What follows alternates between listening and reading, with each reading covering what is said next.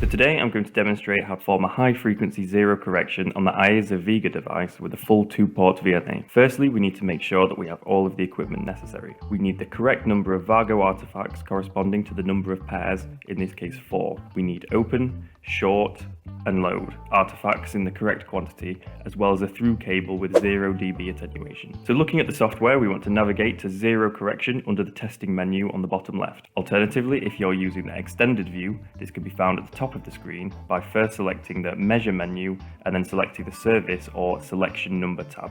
Zero correction has to be performed for transmission, next, and reflection in any order, but in this example we will start with reflection, labelled here as RFL under the HF sweep section.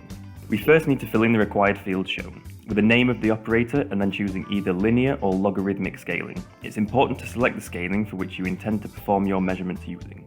If you want to perform both types of measurements, you must perform the zero correction for both linear and logarithmic. In this example, we will perform a linear zero correction. Since this is a 4-pair device, we want to start at pair 1 and set the total number of pairs to 4. Now we can begin. So on OptiTest and CIQ software, performing zero correction is easy, since we simply have to follow the prompts on screen. As instructed, we will connect the open artifacts to the near side. If you are using a device which is also capable of performing low frequency measurements, you will connect the artifacts to the bottom row connectors, the same ones you would use for an HF measurement. Now we are determining the reflection coefficients, so S11 and S22 as we perform the high frequency sweep. We have the frequency range on the x-axis and the impedance in ohms on the y-axis.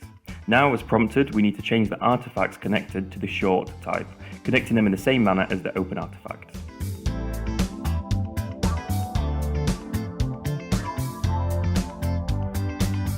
Pressing F8 to continue, we can now see that the waveform displayed is inverted, in relation to the open waveform we saw before. Previously our waveform began at the higher impedance on the y-axis, whereas the sweep with the short artifact begins at the lower impedance, as would be expected, comparable to the relationship between a cosine and sine wave. And finally, we need to change to the load artifacts as instructed.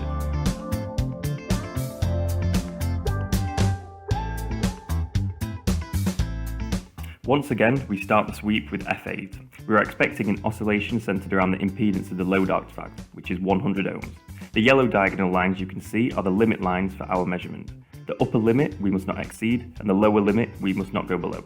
Now we have completed the open, short, and load on the near side, we can see the results. Clicking on the plus icon in blue to display the waveforms overlaid, we can see that we have the desired results which are consistent. So we can now press F3 to accept when ready.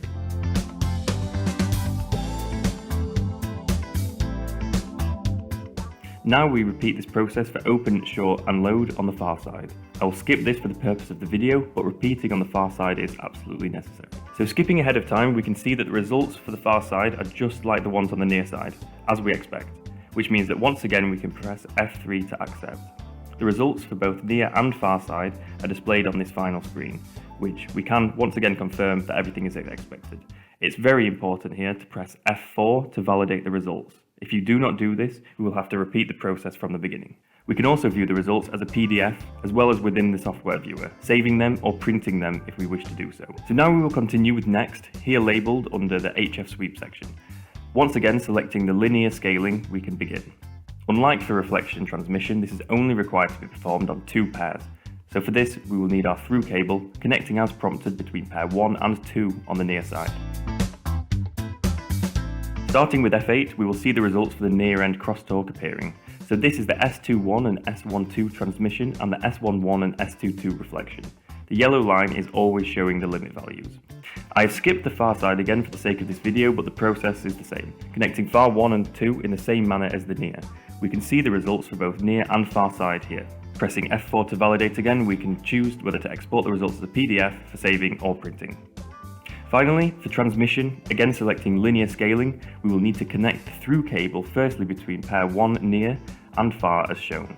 Now starting with F8, we will measure again the transmission coefficients S21 and S12, insertion loss and reflection in this new configuration. So when prompted, we will now swap the cable to pair 2 and press F8 to continue. Now again, for the purposes of the video, I will skip pairs 3 and 4 to save time, although please note that this is mandatory if you wish to perform a full zero correction on all pairs.